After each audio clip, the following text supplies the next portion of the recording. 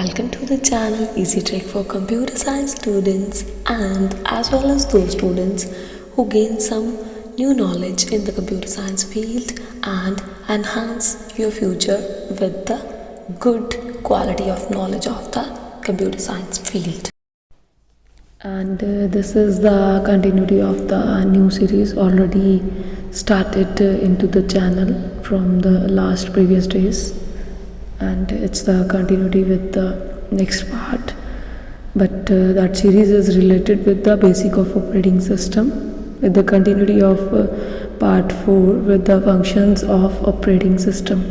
And we learned and we discussed about the first function of the operating system in the previous tutorial. So those particular members or lovely persons don't see the previous part, the link will be available under the description box. Kindly check that and enhance your knowledge. So now we will learn about the next function of the operating system. So as per the revision part, I discussed about that in the last tutorial. We discussed about the first part, process management. So in this part we will discuss about the second function, that is memory management, and that is a very important aspect of every operating system.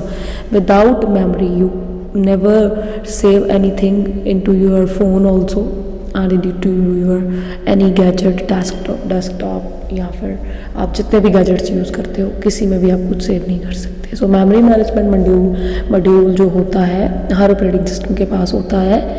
Phone की बात करें उसके पास भी, और computer की बात करें तो उसके पास भी. कंप्यूटर की कोई भी पार्ट आप ले लो सबके पास होता है, क्योंकि ऑपरेटिंग सिस्टम सबके पास है.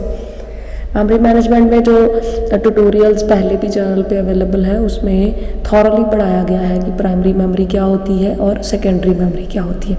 वही मैनेजमेंट इसने करनी होती है कि प्राइमरी मैनेजमेंट प्राइमरी मेमोरी के लिए और सेकेंडरी मैनेजमेंट सेकेंडरी मैनेज के लिए.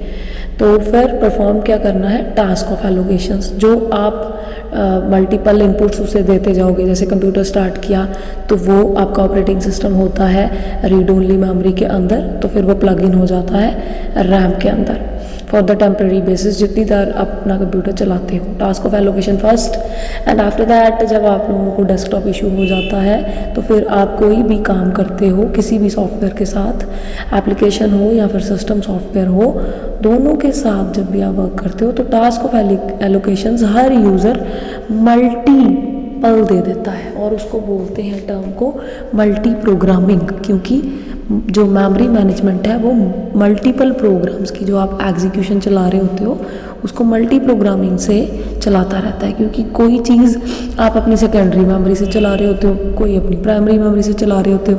जैसे आप कुछ भी सेव करते हो ना कंप्यूटर के अंदर बिना देखे हुए लुक इन पावर को कि ये किस पार्ट पे जाके सेव होगा, तो वो बाय डिफ़ॉल्ट आपका माई डॉक्यूमेंट्स में सेव होता है और वो पार्ट होता है प्राइमरी मेमोरी का. और जो आप लोग ड्राइव्स चूज़ करते हो वो हार्ड डिस्क का पार्ट होता है. वो भी एक फिक्स्ड जो है मेमोरी है, लेकिन वो सेकेंडरी मेमोरी है. और उसके अलावा अगर आप अपने फ़ोन में मेमोरी कार्ड में कुछ सेव करते हो वो भी सेकेंडरी मेमोरी है, लेकिन वो भी क्या है, फिक्स्ड कर दी जाती है आपकी तरफ से कि आप मेमोरी कार्ड डाल लेते हो लेकिन बार बार उसको निकालते नहीं हो. और अगर वैसे ही कुछ सेव करते हो तो वो आपकी फ़ोन मेमोरी में जा रहा होता है. जो फ़ोन मेमोरी का पार्ट है ऑलरेडी बिल्ट इन वो प्राइमरी मेमोरी है, वो भी मेमोरी मैनेजमेंट आपका ऑपरेटिंग सिस्टम फ़ोन का भी कर रहा होता है. और जो आप बाद में सेकेंडरी में डालते जाते हो अपने मेमोरी कार्ड्स में उसमें भी जाता है. और कुछ फ़ोन के पर्टिकुलर ऑपरेटिंग सिस्टम के साथ ऐसी कोई भी प्रोविज़न नहीं होती सेकेंडरी मेमोरी की, तो वो सेकेंडरी के साथ डील नहीं करते. लेकिन प्राइमरी मेमोरी की जो प्रोविज़न है उनके पास, उसमें फिर वो मल्टीपल मेमोरीज के साथ मैनेजमेंट डील करते हैं, क्योंकि उसमें भी मल्टीपल परफॉर्मेंस ऑफ टास्क दी जाती हैं एट ए टाइम, जिसको मल्टी प्रोग्रामिंग बोला जाता है. एंड उसके बाद मल्टीपल रिसोर्सेज भी आप उसके साथ यूज़ करते रहते हो.